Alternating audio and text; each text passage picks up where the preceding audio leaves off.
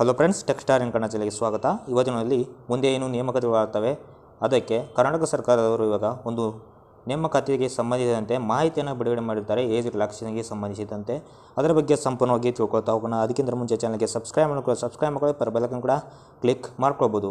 31/12/2027 ನೇರ ನೇಮಕಾತಿ ಅರ್ಜಿಗಳನ್ನು ಆಹ್ವಾನಿಸಿ ಹೊರಡಿಸುವ ಅಧಿಸೂಚನೆಯನ್ವಯ ಆಯ್ಕೆ ಪ್ರಕ್ರಿಯೆಯಲ್ಲಿ ಭಾಗವಹಿಸುವ ಎಲ್ಲ ಪ್ರವರ್ಗಗಳ ಅಭ್ಯರ್ಥಿಗಳಿಗೆ ಸಂಬಂಧಿಸಿ ಆಯಾಮ ನೇಮಕಾತಿ ನಿಯಮಗಳಲ್ಲಿ ನಿಗದಿಪಡಿಸಿರುವ ಗರಿಷ್ಠ ವಯೋಮಿತಿಯನ್ನು ಒಂದು ಬಾರಿ ಕ್ರಮವಾಗಿ 3 ವರ್ಷಕ್ಕೆ ಸಡಿಲಿಕೆಯನ್ನು ನೀಡಿರ್ತಾರೆ ಮೊದಲು.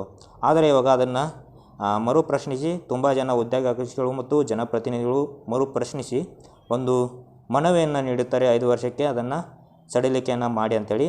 ಅದಕ್ಕೆ ಅನ್ವಯಂತೆ ಇವಾಗ ಕರ್ನಾಟಕ ರಾಜ್ಯ ಸರ್ಕಾರದವರು 5 ವರ್ಷ ಸಡಿಲಿಕೆ ಮಾಡಿ ಆದೇಶವನ್ನು ಹೊರಡಿಸಿರ್ತಾರೆ. ಅಂದರೆ ಇವಾಗ ಮುಂದೆ ಬರುವಂಥ ಎಲ್ಲ ನೇಮಕಾತಿಗಳಿಗೂ ಒಂದು ಬಾರಿ ಅನ್ವಯ ಆಗುವಂತೆ, ಅಂದರೆ ಒಂದೇ ಸಾರಿಗೆ 5 ವರ್ಷ ವಯೋಮಿತಿಯನ್ನು ಸಡಿಲಿಕೆ ನೀಡಿರ್ತಾರೆ. ಇವಾಗ ಮುಂದೆ ಬರುವ ಸಿವಿಲ್ PC ಆಗಿರ್ಬೋದು, ಯಾವುದೇ ಒಂದು ನೇಮಕಾತಿಗಳಾಗಿರಲಿ ಅದಕ್ಕೆ 5 ವರ್ಷ ವಯೋಮಿತಿ ಸಡಿಲಿಕೆ ಅಂದರೆ ಏಜ್ ರಿಲ್ಯಾಕ್ಸೇಷನನ್ನು ನೀಡಿರುವಂಥದ್ದು. ಇದು ಬರೀ ಒಂದು ಬಾರಿ ಅಪ್ಲೈ ಆಗುತ್ತೆ.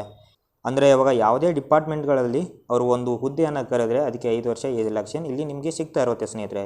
ಇದೊಂದು ಖುಷಿ ವಿಚಾರ ಅಂತ ಹೇಳ್ಬೋದು. ಯಾಕಂದರೆ ತುಂಬ ದಿನ ಆಯಿತು ನೇಮಕಾತಿಗಳು ನಡೀತಾ ಇಲ್ಲ, ತುಂಬ ಜನದ್ದು ಏಜ್ ಸಹ ಡಿಬಾರ್ ಆಗ್ತಾ ಬರ್ತಾ ಇತ್ತು. ಆದ್ದರಿಂದ ಇವಾಗ ಒಂದು ಆದೇಶವನ್ನು ಹೊರಡಿಸಿರ್ತಾರೆ, 5 ವರ್ಷ ನಾವು ನೇಮಕಾತಿ ಮಾಡ್ಕೊಳ್ಳೋದಕ್ಕೆ ಸಡಿಲಿಕೆಯನ್ನು ನೀಡುತ್ತೀವಿ ಅಂತೇಳಿ. ಸ್ನೇಹಿತರೆ, ಇದಾಗಿತ್ತು ಒಂದು ಕ್ವಿಕ್ ಅಪ್ಡೇಟು.